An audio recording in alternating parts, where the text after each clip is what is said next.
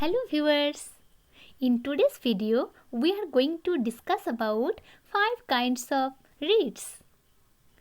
সবার প্রথমে জানতে হবে reads এর মানে. So let's start with first understanding the meaning of reads. reads শব্দের অর্থ হলো আদালত কর্তৃক ঘোষিত আদেশ. এক কথায় রিট হলো আমাদের মৌলিক অধিকার অর্থাৎ ফান্ডামেন্টাল রাইটসকে রক্ষা কবচ. রিটের ধারণা নেওয়া হয়েছে ব্রিটেন থেকে. We have been provided with different rights like the right to education, right to dignity, right to life. But there is no meaning of rights until they are properly protected. অর্থাৎ যতক্ষণ পর্যন্ত যথাযথভাবে তাদেরকে রক্ষা করা না হবে ততক্ষণ এই রাইট থাকার কোনো মানেই হয় না. ফর এক্সাম্পল, উদাহরণস্বরূপ বলা যায় যদি আমরা জুয়েলারি কেনার কথা ভাবি তবে প্রথমে কি ভাববো? এর প্রোটেকশনের কথা.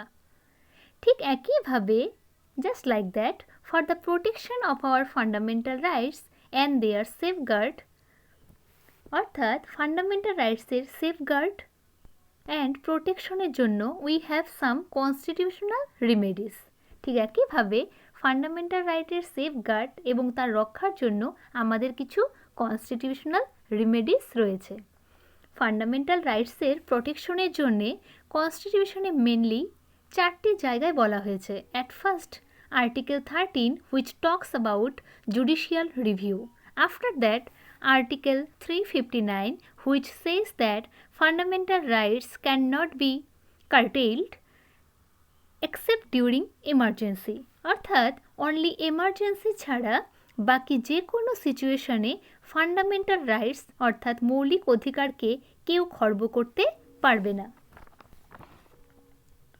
আমাদের কনস্টিটিউশনের পার্ট 3তে বলা আছে ফান্ডামেন্টাল রাইটস সম্বন্ধে, সেটা আমরা সবাই জানি, এবং এটি রয়েছে আর্টিকেল 12 থেকে 35 নাম্বারের মধ্যে. এর মানে আমাদের যে আর্টিকেল 32 আছে যেখানে ফান্ডামেন্টাল রাইটসের প্রোটেকশনের বিষয়ে আলোচিত রয়েছে এবং সেটি হলো নিজেই একটি fundamental right. Article 32 mainly talks about 2 types of rights and powers. সবার প্রথমে বলা হয়েছে যদি কোনো ইন্ডিভিজুয়ালের ফান্ডামেন্টাল রাইটস অর্থাৎ মৌলিক অধিকার ভায়োলেট হয়, লঙ্ঘন হয়, তবে সে ডিরেক্টলি ফান্ডামেন্টাল রাইট ইউজ করতে পারবে. ফান্ডামেন্টাল রাইটটাকে ইউজ করে কমপ্লেন করতে পারবে সুপ্রিম কোর্টকে, অর্থাৎ আর্টিকেল 32কে ইউজ করে সুপ্রিম কোর্টের কাছে কমপ্লেন করতে পারবে. They can directly use article 32 and approach the supreme court. Article 32 supreme কোর্টকে এমন পাওয়ার প্রোভাইড করে যাতে এটি ফান্ডামেন্টাল রাইটসকে প্রোটেক্ট করার জন্যে 5 ধরনের রিটসকে ইস্যু করতে পারে. ভীষণ ইম্পর্টেন্ট, সবাই মন দিয়ে শুনবে এবং ইম্পর্টেন্ট জায়গাগুলোকে নোট ডাউন করে রাখবে. Because of this feature of article 32, the supreme court is known as protector and guarantor of fundamental rights. অর্থাৎ আর্টিকেল 32 এর এই নেচার থাকার জন্যে সুপ্রিম কোর্টকে ফান্ডামেন্টাল রাইটসের কী বলা হয়? প্রোটেক্টর অ্যান্ড গ্যারেন্টার বলা হয়ে থাকে. Doctor B.R. Ambedkar has called this article 32 as the heart and soul of the constitution. এই কোশ্চেনটা অনেক পরীক্ষাতেই এসে থাকে যে কত নাম্বার আর্টিকেলকে হার্ট অ্যান্ড সোল বলা হয় ইন্ডিয়ান কনস্টিটিউশনের. সেটি হলো আর্টিকেল 32. রিটস ইস্যু করার জন্য যে পাওয়ার আর্টিকেল 32কে দেওয়া হয়েছে এক্স্যাক্টলি সেম পাওয়ার আর্টিকেল 226কেও দেওয়া হয়েছে. আর্টিকেল 226কে ইউজ করে আমরা হাইকোর্টকে অ্যাপ্রোচ করতে পারি. সুতরাং এটি দুটো আর্টিকেলের মধ্যে যে পাওয়ার রয়েছে তা হলো যদি ফান্ডামেন্টাল রাইটস ভায়োলেট হয়ে থাকে তবে তাকে প্রোটেক্ট করার জন্য আমরা কান্ট্রির হাইয়েস্ট কোর্টকে অ্যাপ্রোচ করতে পারি এবং নিজের রাইটসকে প্রোটেক্ট করার জন্যে প্রথমে হাইকোর্ট দেন সুপ্রিম কোর্ট যাব এরকম কোনো রুলস মানার প্রয়োজন নেই. কিন্তু আমরা যদি ডিরেক্ট সুপ্রিম কোর্টের কাছে অ্যাপ্রোচ করি তবে আমাদের সেখানে গিয়ে বলতে হবে হাইকোর্টের কাছে কেন প্রথমে আমরা যাইনি. Article 32 and 226 both provide for the issuance of writs, but there are two major differences between this article. Article 32 এর মধ্যে যে রিটস ইস্যু করার পাওয়ার আছে তা শুধুমাত্রই ফান্ডামেন্টাল রাইটসকে প্রোটেক্ট করার জন্য, বাট আর্টিকেল 226-এ ফান্ডামেন্টাল রাইটের সাথে সাথে অন্য যে কোনো পারপাস, যেমন অ্যাডমিনিস্ট্রেটিভ ট্রিবিউনাল অর্থাৎ প্রশাসনিক বিচার সভা এর ডিসিশনের এগেনস্টে আমরা রিটস ইস্যু করতে পারি। তাহলে বোঝা গেল যে আর্টিকেল 32 এর মধ্যে যে রিটস ইস্যু করার পাওয়ার আছে তা শুধুমাত্র ফান্ডামেন্টাল রাইটসকে প্রোটেক্ট করার জন্য, বাট আর্টিকেল 226-এ ফান্ডামেন্টাল রাইট তো আছেই, তার সাথে সাথে অন্য যে কোনো purpose, for example administrative tribunal অর্থাৎ প্রশাসনিক বিচার সভার ডিসিশনের এগেনস্টে আমরা রিটস ইস্যু করতে পারবো। সেকেন্ড ডিফারেন্স হলো আর্টিকেল 32 পার্ট 3-র মধ্যে ইনক্লুড রয়েছে, এই জন্যে এই কনস্টিটিউশনাল রিমেডি হলো একটি ফান্ডামেন্টাল রাইট, বাট আর্টিকেল 226-এর যে রিমেডি আছে তা ফান্ডামেন্টাল রাইট নয়। এবার আমরা জানব যে 5 টাইপের রিটস রয়েছে, সেগুলো এক এক করে। ফার্স্ট জানব হিবিয়াস কর্পাস। এই 5টি ল্যাটিন ওয়ার্ড অর্থাৎ habeas corpus, mandamus, prohibition, certiorari and quo warranto, এই 5 টাইপের রিটস আমরা জারি করতে পারি। সেগুলো কি কি? Habeas corpus, mandamus, prohibition, certiorari and quo warranto. এই 5টি হলো Latin word. At first we will discuss about habeas corpus.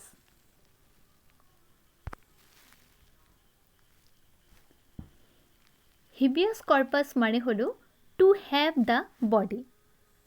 Habeas corpus means to have the body. A writ of habeas corpus is used to bring up prisoner or other detained before the court, determine if the person's imprisonment or detention is lawful. A habeas corpus petition proceeds as a civil action against the state agent, usually a warden or policeman who holds the defendant in custody. অর্থাৎ এই হিবিয়াস কর্পাসে সবথেকে বেশি পাওয়ার আছে, সবথেকে বেশি use করা হয় এই রিটসটি। যদি কোনো ব্যক্তিকে স্টেট ইলিগালি ডিটেন করে থাকে, অর্থাৎ ইলিগালভাবে তাকে আটকে রাখে, অ্যারেস্ট করে থাকে, তবে ওই ব্যক্তি নিজে অথবা তার রিলেটিভস অথবা তার ফ্রেন্ডস এই রিটস অফ হিবিয়াস কর্পাস ইউজ করতে পারবে ওই ব্যক্তির রিলিজের জন্যে। যখন কেউ বা কোনো ব্যক্তি এই রিটস ইউজ করে তখন সুপ্রিম কোর্ট আর হাইকোর্ট অথরিটির কাছে জিজ্ঞেস করে কিসের ওপর বেস করে আপনি এই ব্যক্তিকে অ্যারেস্ট করেছেন বা ডিটেন করেছেন। যদি উপযুক্ত কারণ না থাকে তবে ওই ব্যক্তির ডিটেনশনটা সেখানেই শেষ হয়ে যায় এবং ওনাকে ইমিডিয়েটলি রিলিজ করে দেওয়া হয়। সেটি হলো হিবিয়াস কর্পাস। নেক্সট ম্যান্ডামাস, এর মানে হলো we command, we order. A writ of mandamus is a court order compelling someone to execute a duty they are legally obligated to complete. এটি এক ধরনের কমান্ড যা এনি স্ট্যাটুটরি, নন স্ট্যাটুটরি ইউনিভার্সিটি, ট্রিবিউনালস অর্থাৎ বিচারাসন যে কোনো বিষয়ে ইউজ করা যেতে পারে এবং প্রত্যেককে নিজের পাবলিক ডিউটি পালন করার কথা বলা হয়ে থাকে। অর্থাৎ কেউ যদি তার নিজস্ব যে ডিউটি সেটা যদি না পালন করে তবে এই রিটস জারি করা হয়। So through this writ you can command a public official to perform his public duty. Next we will discuss about prohibition. Prohibition means to forbid or restriction. Prohibition এবং certiorari. At first we will discuss about certiorari. Then after certiorari we will discuss about prohibition. Okay. Certiorari means to be certified. এই রিটের দ্বারা supreme court এবং high court lower কোর্টদের command দিতে পারে যে তাদের রিপোর্ট সুপ্রিম কোর্ট এবং হাইকোর্টের কাছে সাবমিট করাতে, রিভিউ করার জন্যে। রিভিউতে এটাই দেখা হয়ে থাকে যে লোয়ার কোর্টের জাজমেন্ট ইলিগাল হয়েছে কিনা। লোয়ার কোর্টের জাজমেন্ট ইলিগাল যদি হয় লোয়ার কোর্টের জাজমেন্টটা ইলিগাল কখন হয়? যদি এক্সেস অফ জুরিসডিকশন হয়, ল্যাক অফ জুরিসডিকশন হয়, জুরিসডিকশন ইন আনকনস্টিটিউশনাল হয় এবং violation of principles of natural justice হয়ে থাকে। যদি ইলিগাল হয়েই থাকে তাহলে দে আর কোয়াস্ট হয়ে যায়, অর্থাৎ তার জাজমেন্টকে কোনো ভ্যালিডিটি বা ভ্যালু দেওয়া হয় না। এবার বলছি প্রহিবিশন সম্বন্ধে। প্রহিবিশন এবং সার্টিউরারির মধ্যে খুব কম ডিফারেন্স রয়েছে। সবাই নিশ্চয়ই একটি সেন্টেন্সের সাথে ভীষণভাবে পরিচিত বা শুনেছ, prevention is better then cure. যেমন প্রিভেনশন এবং কিওরের মধ্যে ডিফারেন্স আছে, ঠিক তেমনি প্রহিবিশন এবং সার্টিউরারির মধ্যেও ডিফারেন্স রয়েছে। যেমন আমরা জানতে পারলাম যে যদি কোনো জাজমেন্ট অ্যানাউন্স হয়ে গেছে এবং সেটি লিগাল নয়, তবে ওকে কোয়াশ করার জন্য, অর্থাৎ সেই ভুলটাকে কিওর করার জন্য রিটস অফ সার্টিউরারি জারি করা যাবে। বাট জাজমেন্ট অ্যানাউন্স করার আগেই তাকে আটকাতে চাইলে, অর্থাৎ প্রিভেন্ট করতে চাইলে, তবে রিট অফ প্রহিবিশন ইউজ করা হয়। সো প্রহিবিশনের মানে হচ্ছে টু ফরবিট। তাহলে প্রহিবিশন ইউজ কখন করা হয়? তখনই করা যাবে যতক্ষণ পর্যন্ত কোর্ট জাজমেন্ট অ্যানাউন্স না করবে। বাট একবার অ্যানাউন্স হয়ে গেলে এবং সেটা যদি ইলিগাল হিসাবে প্রুভড হয়, তবে রিটস অফ সার্টিউরারি ইউজ করা হয়।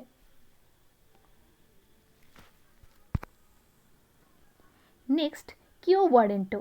এটি একটি এক্সাম্পলের সাথে তোমাদেরকে বোঝানোর চেষ্টা করছি। মনে করো যে কোনো কলেজের স্টুডেন্ট কলেজে নতুন ভর্তি হতে যাবে, তাহলে প্রত্যেকটি কলেজেই অ্যাডমিশনের আগে কিছু এন্ট্রান্স এলিজিবিলিটি চেক করা হয়, সেটা 12 পাস করাই হোক, মিনিমাম মার্কস পাওয়া হোক, কিংবা এন্ট্রান্স এক্সাম কোয়ালিফাই করাই হোক।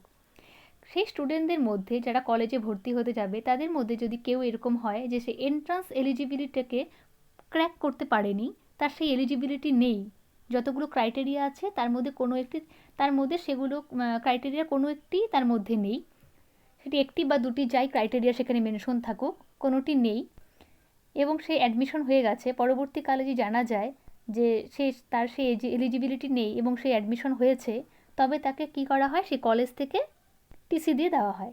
ঠিক এই প্রিন্সিপালকেই ফলো করে রিট অফ কিও ওয়ারেন্টো, যার মানে বাই হোয়াট অথরিটি। এর দ্বারা কোর্ট যে কোনো পাবলিক অফিসারকে জিজ্ঞেস করতে পারে যে আপনি পাবলিক অফিসকে কী অথরিটিতে অ্যাজিউম করেছেন। যদি তার দেখা যায় তার টাইটেল ডিফেক্টিভ হয়, অর্থাৎ সে যেই পোস্টে রয়েছে সেটাতে থাকার তার সেই এলিজিবিলিটি নেই, তবে তার সেই পাবলিক অফিসকে ছাড়তে হবে। Let assume a person of 65 years age has been appointed to fill a public office whereas retirement age is 60 years. Now the appropriate court has a right to issue a writ of quo warranto against the person and declare the office vacant. তবে এই 5টি রিটসের মধ্যে only quo warranto can be filed by anyone. এটা খুব important, মনে রাখবে, এই 5টি রিটসের মধ্যে অনলি কিও ওয়ারেন্টো যে কেউ ফাইল করতে পারে।